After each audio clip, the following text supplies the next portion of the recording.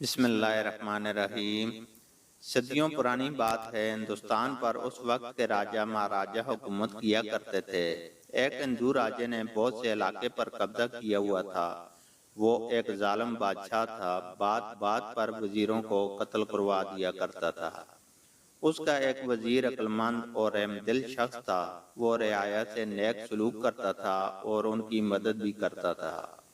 وہ ایک مرتبہ دریا کی طرف جانے کے لیے دریا پر پہنچا تو اس نے دیکھا کہ ایک ملاح نئی کشتی لیے اس کے استقبال کے لیے موجود ہے۔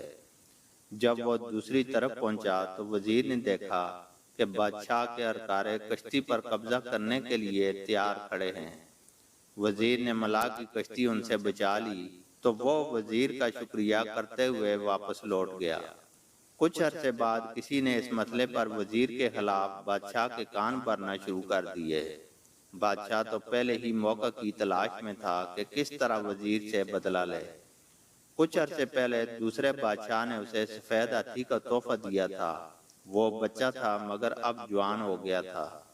بادشاہ میں اپنے وزیروں اور درباریوں کے اسے دیکھنے گیا۔ تمام درباری اور وزراء اس کی تعریف کر رہے تھے۔ بادشاہ وزیر سے انتقام لینا بھولا نہیں تھا۔ اس نے وزیر سے کہا، مجھے اس ہاتھی کا ٹھیک وزن بتاؤ ورنہ تمہیں قتل کر دیا جائے گا۔ 10 دن کی مہلت ہے۔ وزیر بہت پریشان ہوا۔ وہ مختلف تدبیریں سوچنے لگا مگر کچھ سمجھ نہیں آ رہا تھا۔ وہ پریشانی کے عالم میں دریا کی طرف نکل گیا اور وہاں بیٹھ کر سوچ و بچار کرنے لگا۔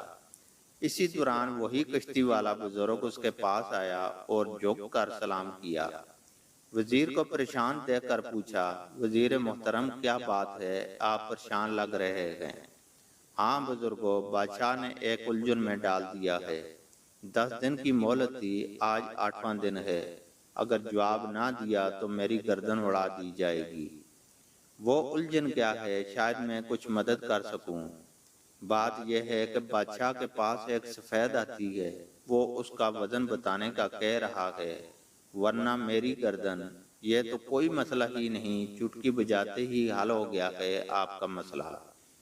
میری جان کی بنی ہے، آپ چٹکی بجائے مسئلہ حل کر رہے ہیں۔ وزیر نے حیرت سے کہا، جی محترم، آپ کل ہاتھی لائیے، اس کشتی میں بٹھا کر دریا میں اتارتے ہیں۔ جتنی کشتی پانی کے اندر جائے گی اس پر نشان لگائیں گے۔ پھر وزیر کی سمجھ میں ساری بات آ گئی۔ اگلے دن وہ ہاتھی کو دریا کے کنارے لایا، اسے کشتی میں سوار کر کے دریا میں لے جا کر کشتی پر نشان لگا دیا۔ پھر اس نشان تک پتھر ڈال کر وزن کیا گیا۔ پھر ان پتھروں کا وزن کیا اور بادشاہ کو بتا دیا۔ اب بادشاہ حیران ہوا کہ یہ کیسے ممکن ہے۔ جب اسے بتایا تو بہت خوش ہوا۔ ایک نیکی کا یہ صلہ دیا ہے، جبکہ اس وزیر نے بہت سے معاملات میں بادشاہ کی رہنمائی کی تھی اور اپنی غلطی کا اعتراف کیا۔ نیکی کا دریا میں ڈال۔ وزیر نے ملاح کے ساتھ نیکی کی اور ملاح نے نیکی کر کے اس کی جان بچائی۔ اللہ تعالی ہمیں نیک کام کرنے کی توفیق عطا فرمائے، آمین۔